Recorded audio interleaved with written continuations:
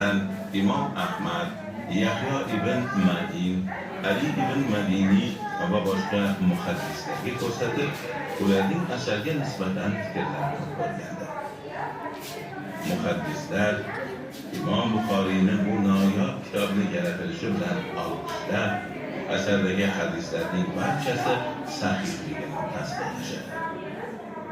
Mashhur imomlardan biri Imom Navaviy butun ulamolar Qur'oni Karimdan keyin eng sahih kitob deb Imom Buxoriy va Muslimlarning sahih kitoblariga ittifoq qilishgan.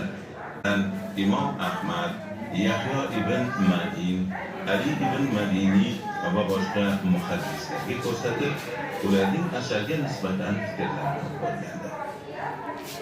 Muhaddislar Imom Buxoriyni bu noyob kitobni yaratilishi bilan olqishlab, asardagi hadislarning barchasi sahihligini tasdiqlashadi. Mashhur imomlardan biri Imom Navaviy butun ulamolar Qur'oni Karimdan keyin eng sahih kitob deb Imom Buxoriy va Muslimlarning sahih kitoblariga ittifoq qilishgan.